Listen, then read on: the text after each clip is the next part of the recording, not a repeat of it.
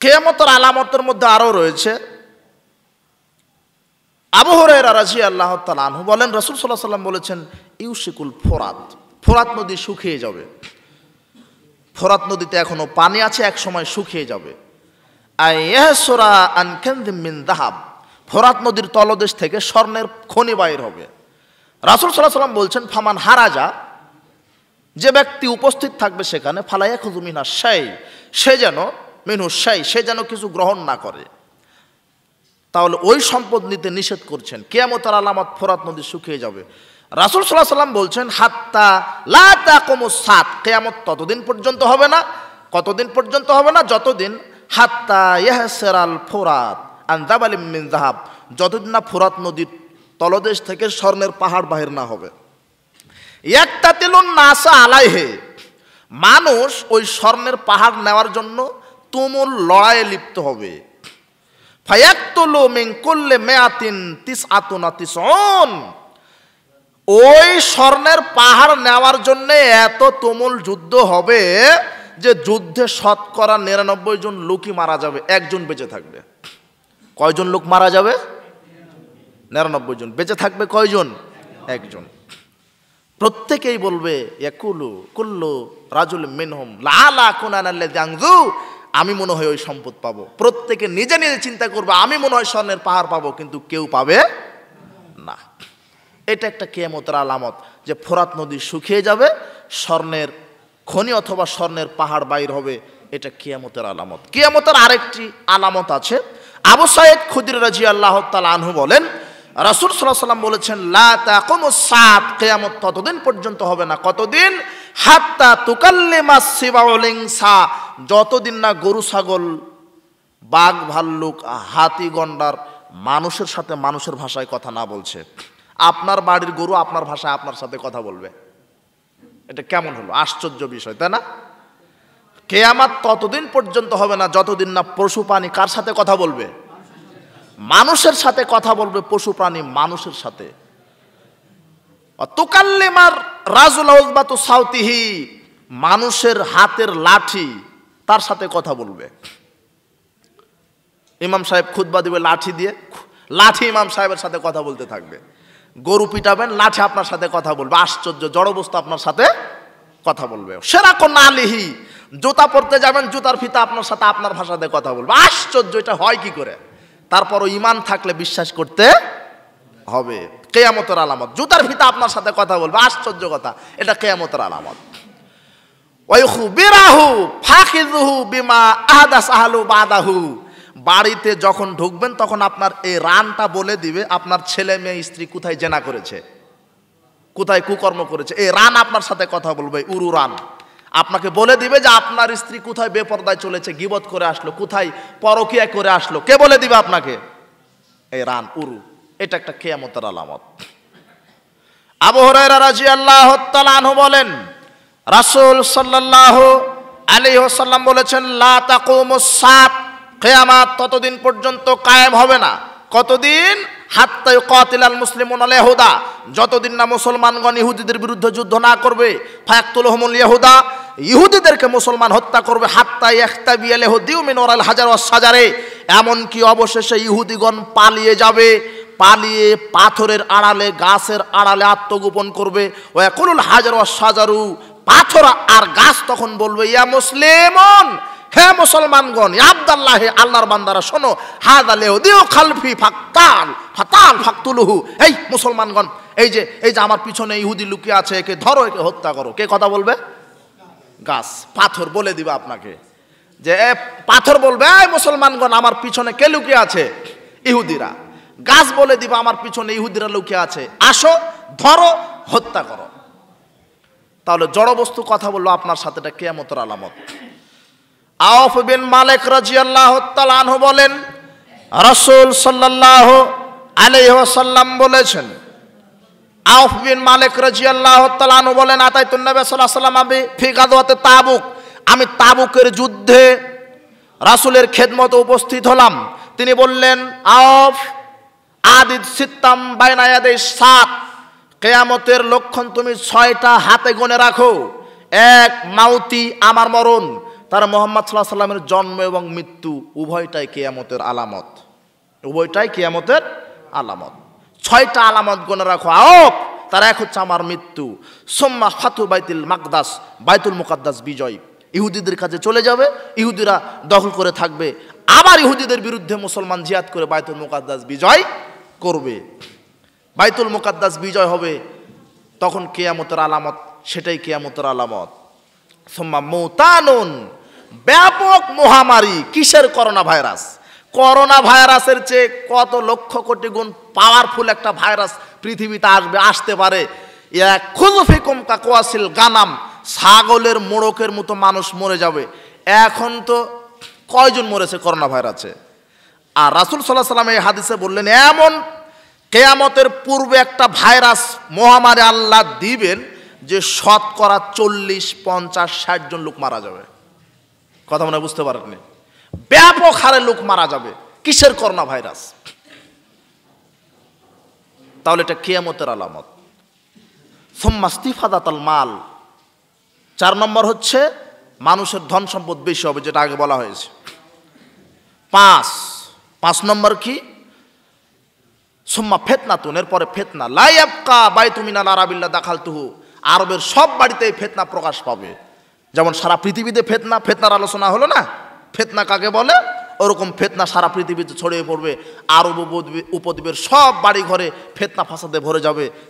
এটা হচ্ছে কিয়ামতের আরেকটা আলামত। 6 সুম্মা হুদুনাতুন, তা কোনো বাইনাকুম ও বাইনা বানিনা আসফার, রোমকদের সাথে মুসলমানের একটা সন্ধি চুক্তি হবে।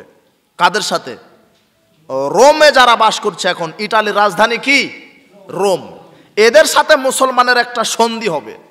ইয়াখদিরুনা, তারা সন্ধি ভঙ্গ করবে।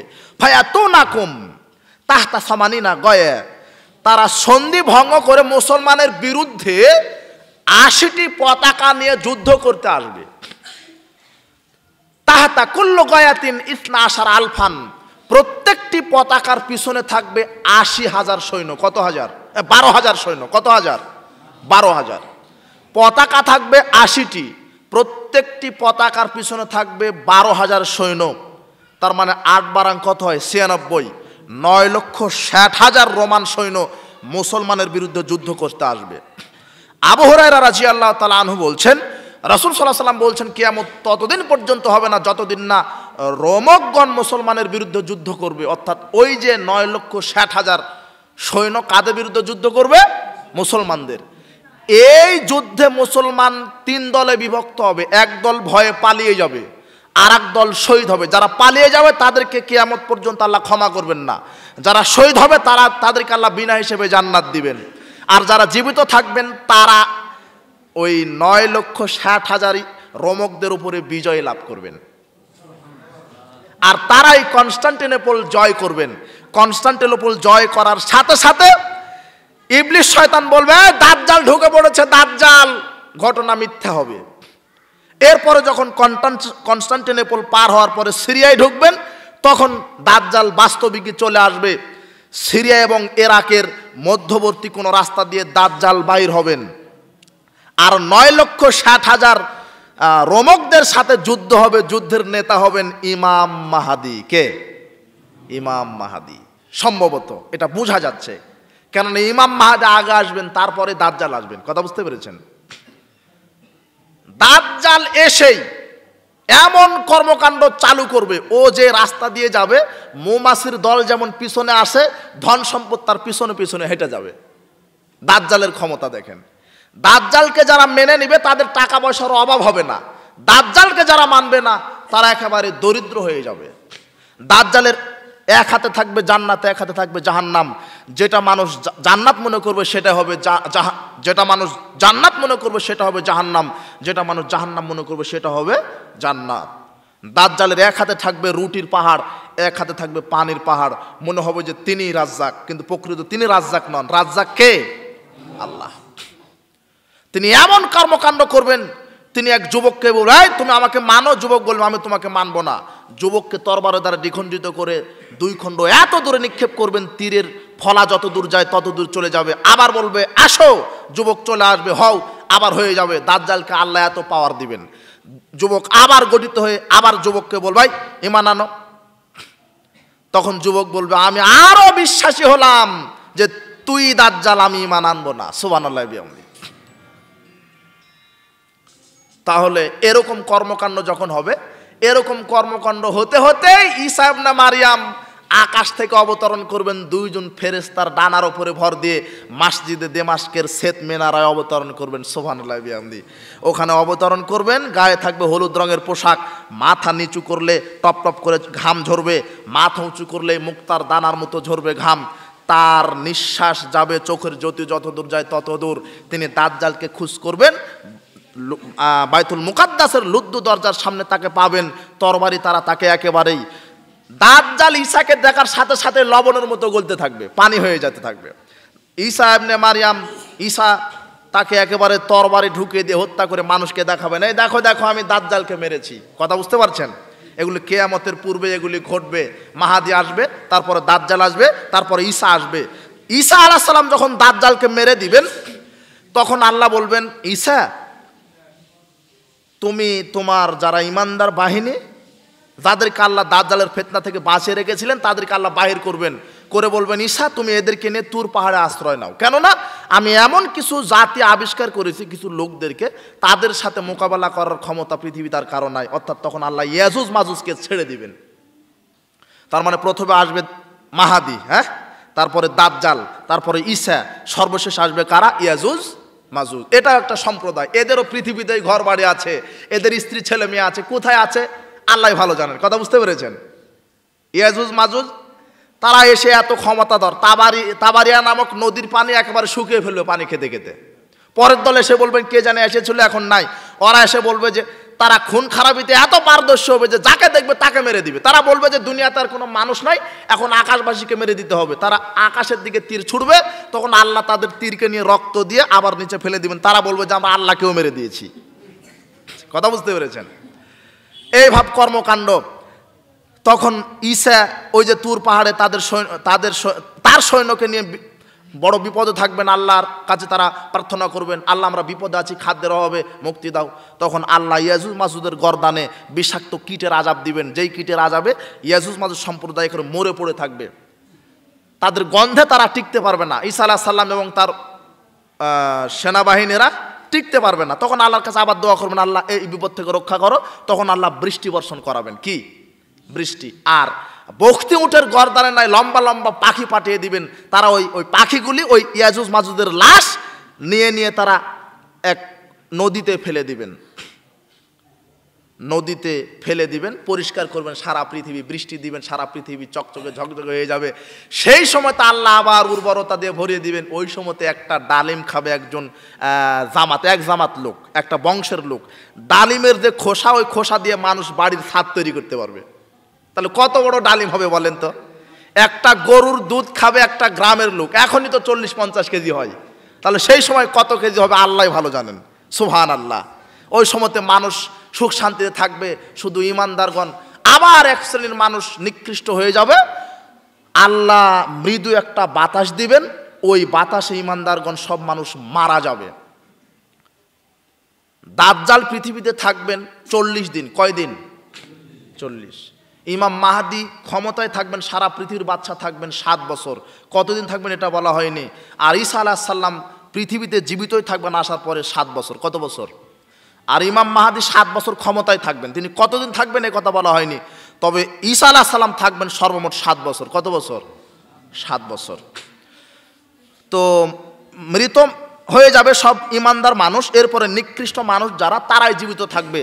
তারা এত জেনা ব্যভিচারে পারদর্শী হবে, গরু ছাগল যেমন রাস্তাঘাটে জেনা করে, তারা জেনা করতে লাগবে। ইবলিস শয়তান মানুষের বেশ ধারণ করে সে বলবেন তোমাদের কি ঈমান আছে? ইবলিস শয়তান দেখেন আবার ওয়াজ করতেছে, তোমরা এলে কি করো? তখন বলবে আপনিই বলেন আমাদের কি করা উচিত। তখন ইবলিস বলবে আরে তোমরা মূর্তি পূজা করো। কি করো? হ্যাঁ, মূর্তি পূজা করো। পৃথিবীতে আসার প্রথম পাপ মূর্তি পূজা, পৃথিবী ধ্বংসের শেষ পাপ মূর্তি পূজা। নূহ আলাইহিস সালামের কওমেরা সর্বপ্রথম যে পাপ করেছিলেন সেটা কি? মূর্তি পূজা। আর 7 আকাশের ওপরে প্রথম যেই পাপ, সেই পাপের নাম কি বলেন তো? হিংসা। ওই যে ইবলিসকে বললেন না সেজদা করো, হ্যাঁ, তখন ইবলিস কি করলেন? হিংসা করলেন, আরে আমি আদমের চেয়ে বড়। তাহলে 7 আকাশের ওপরে সর্বপ্রথম যে পাপ সৃষ্টি হয়েছে সেই পাপের নাম কি? হিংসা। আর পৃথিবীতে আসার পরে সর্বপ্রথম যেই পাপ সেটাও হিংসাই। ওই যে হত্যা, হ্যাঁ, কাবিল হাবিলকে কি করে দিল? হিংসার বশবর্তী হয়ে, যে ওর ইয়ে কবুল হলো আমারটা হলো না। আর নূহ আলাইহিস সালামের সময় প্রথম যে পাপ সেটা হলো মূর্তি পূজা। মূর্তি পূজা পৃথিবীর প্রথম পাপ, মূর্তি পূজায় পৃথিবীর ধ্বংসের শেষ পাপ। মূর্তি পূজা যখন করতে লাগবে তখন আর আল্লাহ বলবেন আর দেরি নাই, এখন আর লা তাকুমুস সাআত হাত্তা ইউকালু ফিল আরদি আল্লাহ আল্লাহ। যেদিন পৃথিবীতে লা ইলাহা ইল্লাল্লাহ বলার একটা লোক থাকবে না, সেই দিন তাদের উপরে কিয়ামত হবে। তাহলে চিন্তা করেন, লক্ষ কোটি মানুষ থাকবে, সবাই আল্লাহকে ভুলে যাবে, সবাই মূর্তি পূজা করবে। তখন আল্লাহ ইসরাফিলকে বলবেন, ইসরাফিল কি করো? ফু দাও। ফু দেওয়া শুরু, আকাশ জমিনে যা আছে সব তছনছ হওয়া শেষ। পরের ফুৎকার দিবেন, তবে 2 ফুৎকারের ব্যবধান হবে 40। কত? 40 দিন না মাস না বছর এটা বলা হয়নি। প্রথম ফুৎকার দেওয়ার পরে 7 আকাশ 7 জমিন, আসমান জমিন, মানুষ জিন ইনসান সব ধ্বংস হবে। আর 40-এর পরে দ্বিতীয় ফুৎকারে সব উঠে বিচারের মাঠে যাবে। আপনাদের কিয়ামতের অবস্থা বুঝাতে পেরেছি? কিয়ামতের আলামত। তবে কিয়ামতের আলামত সবচেয়ে বড় 10টি। এই 10টি যখন প্রকাশ পেয়ে যাবে তখন দেখবেন যে কিয়ামত আসতে আর বেশি দেরি নয়। তার এক, সাহাবীগণ বলছেন আমরা নাজকুরুস সাত, কিয়ামত নিয়ে আলোচনা করছিলাম। রাসূল সাল্লাল্লাহু আলাইহি ওয়াসাল্লাম এসে বলছেন, এই শোনো, ইন্নাহা লাং তাকুমা হাত্তা তারা কাবলাহা 10 আয়াতিন। 10টি নিদর্শন না দেখা পর্যন্ত পৃথিবী ধ্বংস হবে না, কিয়ামত হবে না। তার এক, ওয়াদ্দাখান, ধোঁয়া। পূর্ব পশ্চিমে 40 দিন অবধারিত হবে, একটি ধোঁয়া বাইর হবে। দাজ্জাল, দাজ্জাল বাইর হবে। দাব্বা, চতুষ্পদ জন্তু বাইর হবে। একটা জন্তু আল্লাহ বাইর করবেন পৃথিবীর মাটির নিচ থেকে, ওই জন্তু এখনো আসেনি। আশ্চর্য চতুষ্পদ জন্তু বাইর হবে। তখন বুঝতে হবে যে কিয়ামত আসতে আর দেরি। তুলু আশ-শামসু মিন মাগরিবিহা, পশ্চিম দিকে সূর্য উঠবে। পশ্চিম দিকে যখন সূর্য উঠবে বুঝতে পারবেন, তখন বুঝতে পারবেন যে কিয়ামত আসতে আর দেরি নাই। নুজুল ঈসা ইবনে মারইয়াম, ঈসা ইবনে মারইয়াম অবতরণ করবেন। ইয়াজুজ মাজুজ, ইয়াজুজ মাজুজ বাইর হবেন। ওয়া সালাসাতা খুসুফিন, 3 দিকে ভূমিধস হবে, ভূমিকম্প হবে। খসফিন বিল মাশরিক, পূর্ব দিকে ভূমিধস হবে। মাগরিব, পশ্চিম দিকে হবে। বিল জাজিরাতিল আরব, আরব উপদ্বীপে ভূমিধস হবে, ভূমিকম্প হবে। 10, আখিরুন নার, আখিরু জালিকান নার, আগুন বাইর হবে। তাখরুজু মিনাল ইয়ামান, ইয়ামান থেকে আগুন আসবে। তাতরুদুন নাসু ইলা মাহশারিহিম, এই আগুন মানুষকে একত্রিত করবে। এই 10টি নিদর্শন না দেখা পর্যন্ত কিয়ামত হবে না। এই 10টি নিদর্শন যখন যখন সূর্য দেখবেন পশ্চিম দিকে উঠে গেছে, সেই দিন আর মানুষের ঈমান আমল আর কবুল করা হবে না, তওবা আর কবুল করা হবে না। কাজেই তওবা, সময় থাকতেই তওবা করে ফিরে আসুন। বিচার একদিন হবেই, কিয়ামত আপনার হবেই। মহিলাদেরকে বলছি, মহিলারা ধৈর্য সহকারে অনেকক্ষণ বড় বসে আছেন, মহিলারা শোনেন। আপনারা হচ্ছেন ইন্নাদ্দিনা মাতাউন, সারা দুনিয়ায় সম্পদ। খায়রু মাতায়েদ দুনিয়াল মারাতুস সলেহা, উত্তম সম্পদ হচ্ছে সতী সাধ্বী আদর্শ নারী স্ত্রীরা। সারা দুনিয়ায় সম্পদের মধ্যে সবচেয়ে দামি সম্পদ আদর্শ স্ত্রীরা। কারা? আদর্শ স্ত্রী। আদর্শ স্ত্রীর বৈশিষ্ট্যকে আল্লাহ বলছেন ফাসলিহাতু কানিতাতুন হাফিজাতুন লিল গায়বি বিমা হাফিজাল্লাহ। তারা হবে সতী সাধ্বী, পরহেজগারী, লজ্জাস্থানের হেফাজতকারী, তারা স্বামীর আনুগত্যকারী, তারা সালাত সিয়ামে পাবন্দি, এরা আদর্শ নারী। আদর্শ নারীর বৈশিষ্ট্য এগুলি হবে। যদি আদর্শ নারীরা 4টি কাজ করতে পারে, ইজা সাল্লাত খামসাহা, 5 ওয়াক্ত সালাত, ও সামাত শাহরা, রমাদানের সিয়াম, ও হাসানাত ফারজা, লজ্জাস্থানের হেফাজত, বেপরদায় চলবে না। অর্থাৎ বালাহা, স্বামীর আনুগত্য। 4টা জিনিস যদি কোনো নারী করতে পারে, নারী 1 5 ওয়াক্ত সালাত, 2 রমাদানের সিয়াম, 3 লজ্জাস্থানের হেফাজত, 4 স্বামীর আনুগত্য। 4টা জিনিস যদি কোনো মহিলা কোনো নারী করতে পারে, ফালতাদখুল মিন আইয়ুন আবওয়াবিল জান্নাতি 7, আল্লাহ সেই নারীর জন্য জান্নাতের 8টি দরজা খুলে দিবেন। যাও যাও যাও, ঢুকে যাও। জান্নাতের 8টি দরজায় খোলা। মহিলারা 5 ওয়াক্ত সালাত আদায় করবেন। কোশ্চিন কালো নারী পুরুষ সালাতের সাথে আপোষ করবেন না। 5 ওয়াক্ত সালাত আদায় করতে হবে। আপনাকে নারী পুরুষ প্রত্যেকের জন্যই পর্দা আছে, পর্দা করবেন, বেপর্দায় চলবেন না। নারীদেরকে বলে যাব স্বামীর আনুগত্য করবেন। এক মহিলাকে আল্লাহ নবী বলছেন, আযাতু যাওজের আনতি, এই মহিলা তোমার স্বামী বেঁচে আছে? তিনি বলছেন, হ্যাঁ আমার স্বামী বেঁচে আছে। কাইফা আনতিলা, ওই তুমি তোমার স্বামীর জন্য কেমন বলো বলো। তখন মহিলা বলছেন, মালুহু ইল্লা মা আযাজতু আনহু, আমি আমার স্বামীর খুব তদবির করি, খেদমত করি, বাধ্য থাকি, কিন্তু আমার স্বামী তেমন আমাকে খেদমত করে না। রাসূল সাল্লাল্লাহু আলাইহি ওয়াসাল্লাম বলছেন, শোনো ফাংজুরি, একটু অপেক্ষা করো তো, আইন আংতি মিনহু, তুমি স্বামী থেকে কোথায় যাবে? ফাইন্নামা হুয়া জান্নাতুক ওয়া নারুকে, স্বামীর খেদমত করলেই জান্নাত, স্বামীর অবাধ্য হলেই জাহান্নাম। নারীকে বলছেন, নারী মহিলা স্বামীর আনুগত্য করেন।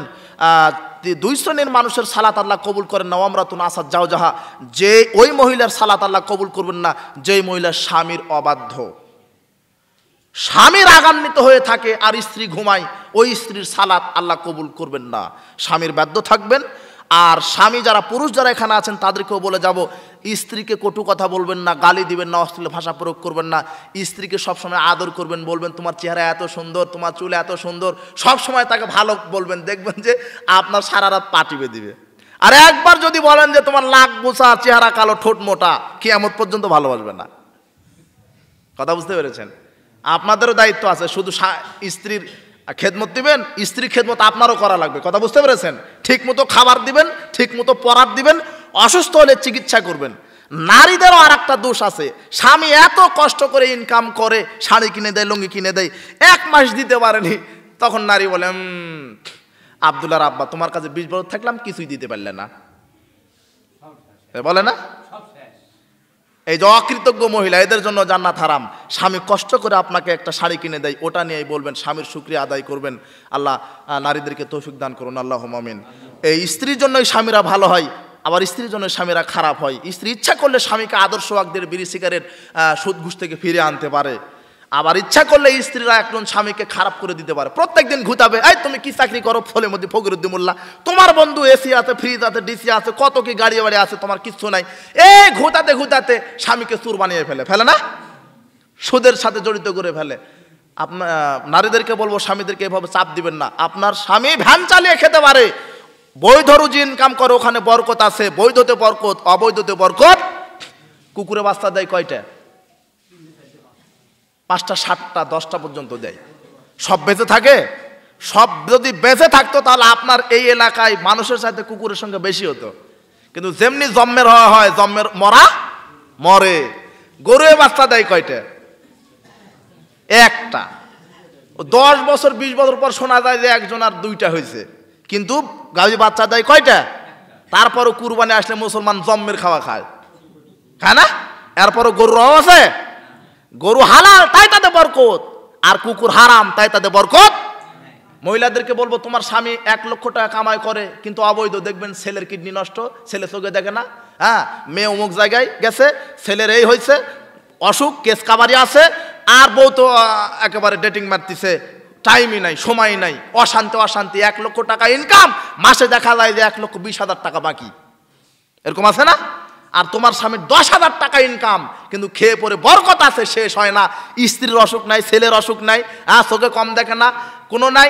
আরে তোমার স্বামীর যে এত ঘুম, রিক্সা চালায়, তোমার স্বামীর নাকের ডাকে আমাদেরই ঘুম হয় না, হ্যাঁ?